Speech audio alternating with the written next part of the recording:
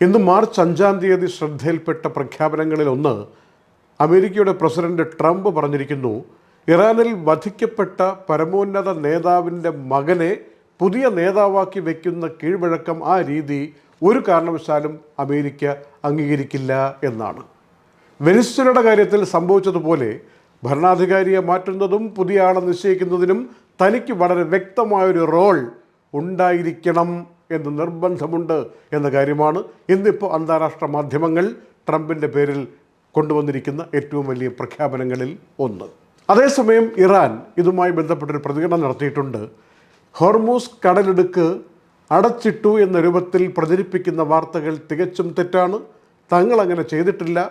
മേഖലയിൽ പ്രത്യേകിച്ച് കടലുമായി ബന്ധപ്പെട്ട കാര്യത്തിൽ സുരക്ഷയുടെ വിഷയം പ്രശ്നമാക്കിയിരിക്കുന്നത് അമേരിക്കയാണ്, ഞങ്ങളല്ല. എത്രയോ കാതങ്ങൾ അകലെ ഒരിടത്ത് വെച്ച് ഞങ്ങളുടെ ഒരു കപ്പൽ ഇന്ത്യയിൽ പോയി മടങ്ങുകയായിരുന്ന കപ്പൽ അവിടെ വെച്ച് ഇങ്ങനെ ടൊർപ്പിഡോ ഉപയോഗിച്ചിട്ട് നശിപ്പിച്ച് 100-ലധികം ആളുകളെ കൊന്നത് ഞങ്ങളല്ല, അമേരിക്കയാണെന്ന് പറഞ്ഞുകൊണ്ട് ഇറാനും തിരിച്ചടിച്ചിരിക്കുകയാണ്. ഇന്ന് വൈരുദ്ധ്യങ്ങൾ നിറഞ്ഞ ഒരുപാട് റിപ്പോർട്ടുകൾ വന്നുകൊണ്ടിരിക്കുകയാണ്. അസർബൈജാനിൽ ആക്രമണം നടന്നു. ആരാക്രമണം നടത്തി? സ്വാഭാവികമായിട്ട് എല്ലാവരും വിചാരിച്ചു ഇറാനാണെന്ന്. പക്ഷേ ഇറാൻ പറയുന്നു ഞങ്ങളല്ല, ഇസ്രായേലാണ്. ഞങ്ങൾ അയൽക്കാരെ, നല്ല ബന്ധത്തിലിരിക്കുന്നവരെ തെറ്റിക്കാൻ വേണ്ടി ഇസ്രായേൽ നടത്തുന്ന നടപടിയാണ് ഈ ആക്രമണത്തിന് പിന്നിൽ എന്നാണ് ഇറാൻ്റെ ആരോപണം. UAE-യിൽ നിന്ന് പലവട്ടം അലർട്ടുകൾ നമ്മളെല്ലാവരും കണ്ടതാണ്, കേട്ടതാണ്. ഇൻ്റർസെപ്റ്റ് ചെയ്യുന്നതിൻ്റെ ശബ്ദം നമ്മൾ കേട്ടതാണ്. ഏതായാലും രാത്രി 8 മണിക്ക് വന്ന അലർട്ട് പിന്നെ 9 മണിയോടുകൂടി ക്ലിയറാണ്, സേഫാണ് എന്ന് പറഞ്ഞുകൊണ്ട് വന്നിരിക്കുന്ന അലർട്ട്, ഇതൊക്കെ നമ്മൾ അറിഞ്ഞതാണ്. ഇനി ആ കണക്കൂടി അറിയണം. 6 ബാലിസ്റ്റിക് മിസൈലുകളെ ഇന്ന് UAE നിർവീര്യമാക്കി.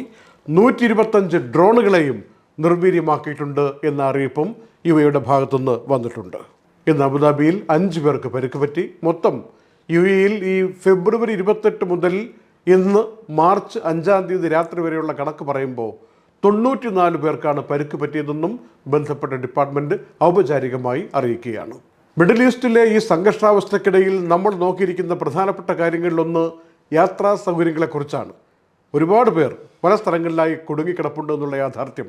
അപ്പോൾ ഈ സ്പെഷ്യൽ ഫ്ലൈറ്റുകൾ അവ യഥേഷ്ടം എന്ന് പറഞ്ഞുകൂടെങ്കിലും അത്യാവശ്യത്തിന് സർവീസുകൾ നടത്തുന്നുണ്ട് എന്ന കാര്യം അറിഞ്ഞിരിക്കണം. അതുകൊണ്ട് തന്നെ ആരും ഒരു പാനിക് സാഹചര്യം ഇല്ല എന്നുള്ളത് മനസ്സിലാക്കിയിട്ട് ധൈര്യമായിട്ട് സമാധാനമായിട്ട് യാത്ര ചെയ്യാൻ വേണ്ടി അത്യാവശ്യക്കാരാണെങ്കിൽ പോകാൻ പറ്റിയ സംവിധാനമുണ്ടെന്ന് അറിയിക്കുകയാണ് ബന്ധപ്പെട്ട എല്ലാ വിമാന കമ്പനികളും.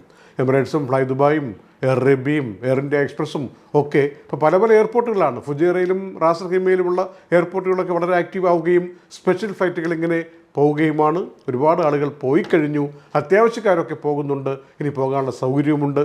ഷെഡ്യൂൾഡ് ഫ്ലൈറ്റുകൾ പഴയ രൂപത്തിൽ ആരംഭിച്ചിട്ടില്ല എന്ന കാര്യം മനസ്സിലാക്കണം. ഇന്ന് UAE-യിലെ പ്രശസ്തമായ അൽ ഹിന്ദ് ഞങ്ങൾ അറിയിച്ചൊരു കാര്യമുണ്ട്. ആരും ടെൻഷൻ പിടിച്ചൊന്നും ഇരിക്കേണ്ട കാര്യമില്ല. വളരെ കുറഞ്ഞ കാശിന് തന്നെ പോകാൻ പറ്റിയ ഇഷ്ടം പോലെ സംവിധാനങ്ങൾ തങ്ങളും ഏർപ്പാടാക്കുകയാണ്. നമ്പർ 2 തന്നിട്ടുണ്ട്, 600 506 506. അതിലേക്ക് വിളിച്ചിട്ട് നമുക്ക് മെസ്സേജുകൾ, ആവശ്യങ്ങളൊക്കെ പറയാം. അല്ലെങ്കിൽ 050 211 3296 നമ്പറിൽ വിളിച്ചാലും മതി. എപ്പോഴൊക്കെയാണ് കുറഞ്ഞ നിരക്കിലുള്ള സർവീസുകൾ കോഴിക്കോട്ടേക്കും കൊച്ചിയിലേക്കും നാളെ ഉള്ളത്, മറ്റന്നാളുള്ളത്, ഇതിൻ്റെ കാര്യങ്ങളൊക്കെ അൽ ഹിന്ദ് പറഞ്ഞു തരുമെന്നും അറിയിച്ചിട്ടുണ്ട്. കഴിഞ്ഞ ദിവസങ്ങളിൽ നിന്ന് വ്യത്യസ്തമായി വളരെ കൂടുതൽ എക്സ്പ്ലോഷൻ്റെ ശബ്ദം കേട്ടു എന്ന് പറയുന്നത് ഖത്തറിൽ നിന്നാണ്.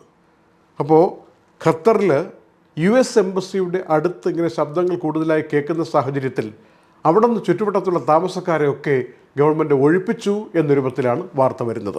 കുവൈറ്റിൽ വളരെ വ്യത്യസ്തമായ സൈബർ ഇടങ്ങളിലെ അറ്റാക്കുകൾ അതിപ്പോൾ ഏതാണ്ട് നിയന്ത്രണ വിധേയമാക്കിയിട്ടുണ്ടെന്ന് കുവൈറ്റ് ഗവൺമെൻറ്റും വ്യക്തമാക്കിയിട്ടുണ്ട്. ബഹ്റിനിൽ ബാപ്കോ എനർജീസിൽ ആക്രമണത്തിൽ തീപിടുത്തമുണ്ടായി. തീ അണയ്ക്കാൻ കഴിഞ്ഞു എന്ന റിപ്പോർട്ടാണ് ഒടുവിൽ ഞങ്ങൾക്ക് കിട്ടിയിരിക്കുന്നത്. ഇനി റിയാദിൻ്റെ കാര്യത്തിലാണ് ഒരു ആശയക്കുഴപ്പം ഇപ്പോഴും നിലനിൽക്കുന്നത്. റിയാദിലെ US എംബസി ആക്രമിച്ചത് തങ്ങളല്ല എന്ന് ഇറാൻ്റെ അംബാസഡർ വ്യക്തമാക്കിയിരിക്കുകയാണ്. അത് കണ്ടുപിടിക്കേണ്ടത് ആരാണ് അവിടെ ആക്രമണം നടത്തിയത്. ഏതായാലും ഇറാനല്ല എന്ന് പറയുമ്പോൾ പിന്നെ ആരാണ് നടത്തിയത്? ഇങ്ങനെയൊരു കൺഫ്യൂഷൻ ഇപ്പോൾ നിലനിൽക്കുകയാണ്. നമ്മുടെ പ്രേക്ഷകരുടെ മുന്നിലേക്ക് ലോകത്തിലെ ഏറ്റവും പ്രധാനപ്പെട്ട 2 മാധ്യമങ്ങൾ നൽകിയിരിക്കുന്ന വൈരുദ്ധ്യം നിറഞ്ഞൊരു റിപ്പോർട്ട് കൂടി ശ്രദ്ധയിൽപ്പെടുത്തുകയാണ്. ഒന്ന് CNN. CNN-ൻ്റെ പ്രതിനിധി ഇന്ന് ഇറാൻ സന്ദർശിച്ചു. ആ വിമാനത്തിലിരുന്നും അല്ലെങ്കിൽ പുറത്ത് റോഡിലൊക്കെ നിന്നുകൊണ്ടുള്ള റിപ്പോർട്ടുകൾ വന്നിരിക്കുന്നു. ഇന്ന് രാത്രി വന്ന റിപ്പോർട്ട് ഇവിടെ സുരക്ഷ വളരെ കർശനമാണ്, ശാന്തമാണ്, ആളുകൾക്കിടയിൽ ഭയമൊന്നുമില്ല. എപ്പോഴും ഈ ചെക്ക് പോയിൻറ്റുകളിലൊക്കെ പ്രത്യേകിച്ച് ടെഹ്റാനിലേക്കുള്ള ബോർഡർ പോസ്റ്റുകളൊക്കെ വളരെ കർശനമായി നിയന്ത്രിക്കപ്പെട്ടിരിക്കുന്നു. ആളുകൾ അല്പം പോലും പാനിക്കല്ല. പിന്നെ ഷോപ്പുകളൊക്കെ ഓപ്പണാണ്, ഫ്രൂട്ട്സ് വെജിറ്റബിൾസ് എല്ലാം യഥേഷ്ടം കിട്ടുന്നുണ്ട്, കോഫി ഷോപ്പുകളൊക്കെ തുറന്നിരിക്കുകയാണ് എന്നാണ് ആ റിപ്പോർട്ടിൻ്റെ ചുരുക്കം. അതേസമയം BBC ഇത്തരത്തിൽ സന്ദർശനം നടത്തിയിട്ട് പറഞ്ഞിരിക്കുന്ന പ്രധാനപ്പെട്ട കാര്യം, ആളുകൾ റൊട്ടിക്ക് വേണ്ടി ക്യൂ നിൽക്കുകയാണ് ടെഹ്റാനിൽ.